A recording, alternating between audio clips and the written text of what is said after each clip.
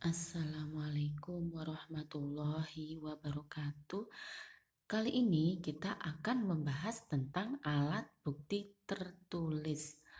Alat bukti ini dipergunakan bagi para pihak di pengadilan dan juga alat bukti inilah yang akan dipergunakan oleh hakim untuk atau sebelum memutus perkara.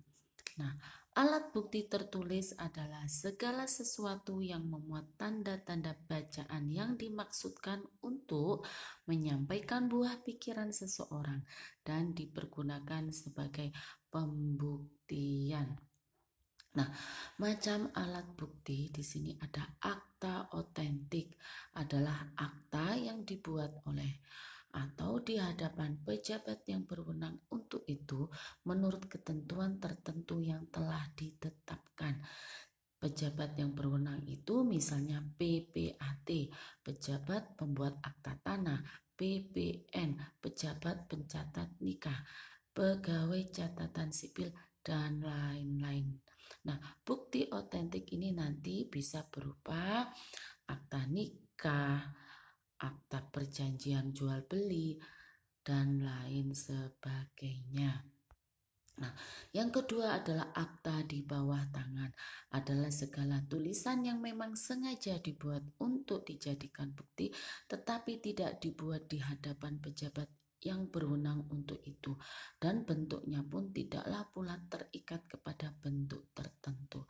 Nah, misalnya di sini akta di bawah tangan yang dibuat oleh para pihak, terus kemudian dihadiri oleh RT, RW, dan saksi, ini termasuk akta di bawah tangan karena tidak dibuat oleh pejabat yang berwenang. Selanjutnya adalah surat-surat lainnya yang bukan akta itu apa saja, yaitu segala macam tulisan yang tidak termasuk kategori akta otentik dan akta di bawah tangan. Misalnya surat-surat biasa atau catatan harian dan lain sebagainya, karena itu sebenarnya untuk pribadi, bukan untuk pembuktian awalnya. Tetapi surat-surat biasa ini bisa dijadikan alat bukti ketika memang tidak ada alat bukti yang lain, tetapi kekuatannya memang tidak sekuat dengan akta otentik maupun akta di bawah tangan. Nah, selanjutnya, bagaimana dengan salinan atau fotokopi surat? Apakah bisa dijadikan alat bukti? Bisa. Nah, agar mempunyai kekuatan yang sama dengan kekuatan aslinya, maka salinan atau fotokopi tadi harus dilegalisir. Nah, legalisir ini bisa di hadapan panitera juga bisa, atau di hadapan pegawai pencatatan akta nikah atau pegawai yang berwenang lainnya.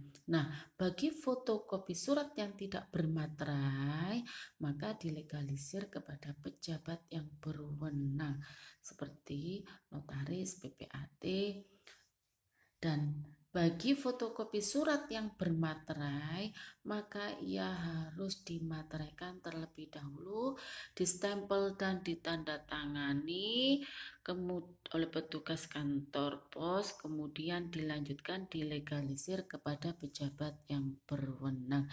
Nah, biasanya kalau proses di pengadilan itu kebanyakan para pihak itu legalisirnya adalah di kepaniteraan dan itu diperbolehkan.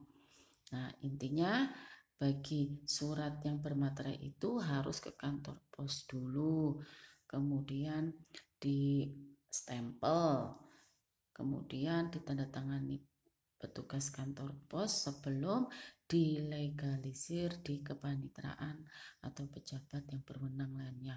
Perlu diketahui bahwa panitera ini bisa melegalisir surat-surat tersebut. Nah, demikian penjelasan dari Ibu, kurang lebihnya mohon maaf, semoga memberikan keberkahan bagi kita semua. Assalamualaikum warahmatullahi wabarakatuh.